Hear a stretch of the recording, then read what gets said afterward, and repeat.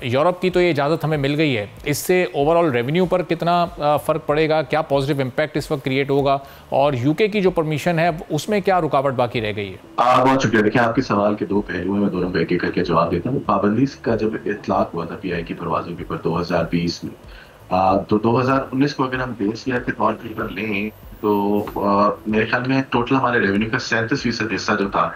वो यूरोप और बरतानिया के सेक्टर ज्यादा, उस टाइम पे तकरीबन 42 अरब रुपए के करीब था। अगर आप आजकल के नंबर्स के हिसाब से इसको कैलकुलेट करें तो 60 से 70 अरब रुपए सालाना के ऊपर जा पहुंचती है, जो कि एक बहुत हेल्दी रेवेन्यू की कंट्रीब्यूशन है जो कि इन सेक्टर से आएगी। यूके की जहां तक आपने बात की, देखिए जिस टाइम पे पाबंदी का इतलाक हुआ उस टाइम पे यूके और यूरोप एक ही रेगुलेटरी के अंदर आते थे, क्योंकि उस टाइम पे ब्रेग्जिट नहीं हुआ था। ब्रेग्जिट के बाद से यूके डीएफटी, जो यूके डिपार्टमेंट फॉर ट्रांसपोर्टेशन है, उसकी एक अलहदा रेगुलेटर की हैसियत से वो अब काम करता है। उनका प्री रिक्विजिट था कि अगर आप पहले यासा को क्लियर कर लें तो उसके बाद यूके डीएफटी भी आपको परमिशन देगी। तो यासा क्लियर हो गया, यूके डीएफटी की परमिशन अप्लाई होंगी, और हम उम्मीद ही करते हैं कि इंशाल्लाह फरवरी के महीने तक हमें वो परमिशन भी मिल जाएंगी, और मार्च से हमारा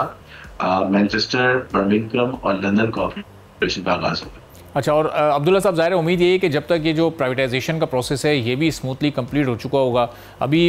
अब ये दो अगर जो रूट्स हैं ये बहाल हो जाते हैं मुकम्मल तौर पर, तो इससे पीआईए की ओवरऑल वैल्यू में भी इजाफा होगा। हमने देखा पहले 10 अरब की बोली लगी थी, तो अब जब बिडर्स आएंगे रेफरेंस प्राइस भी बढ़ेगी, और उसके बाद बिडर्स के लिए भी एक मज़ीद बेहतर अपॉर्चुनिटी होगी ज़्यादा बोली लगाने के लिए।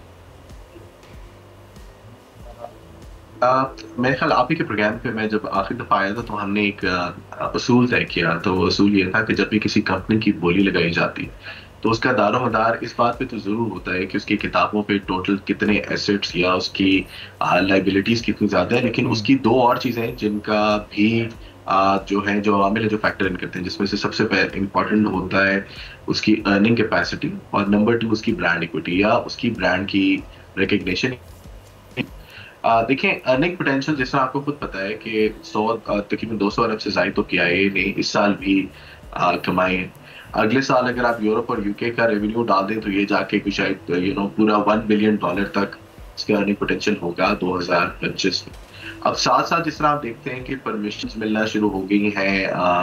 बरतानिया का ऑपरेशन जो है वो बहाली की तरफ जा रहा है, यूरोप का ऑपरेशन से 10 जनवरी से हमारी पहली फ्लाइट वहां पे ऑपरेट होगी, तो ऑब्वियसली इसकी ब्रांड वैल्यू में भी बहुत ज्यादा इजाफा हुआ है, बिकॉज पीआईए बहुत सख्त अपने जो ऑडिट्स है वो क्लियर करके उसने यूरोपीय यूनियन की परमिशन हासिल की, जिसका मतलब ये है कि पीआईए एक मुकम्मल तौर पर सेफ और फ्लाइट स्टैंडर्ड में दुनिया की कंपेरेबल एयरलाइनों के साथ आप उसका मुकाबला कर सकते हैं। तो इन चीजों को अगर आप अकाउंट फॉर करेंगे, इन चीजों को अगर आप फैक्टर इन करें, तो डेफिनेटली आपकी वैल्यू जो है वो पहले के मुकाबले में बहुत ज्यादा मिलना चाहिए। 10 अरब तो मेरे ख्याल में शायद बिल्कुल भी एक संजीदा बोली नहीं थी, लेकिन अगर आप एक संजीदा फैक्टर इन भी इसको करें तो आई थिंक इसकी वैल्यू पहले से बहुत ज्यादा बेहतर होगी। सब्सक्राइब करें और बेल दबाएं ताकि कोई खबर रह न जाए।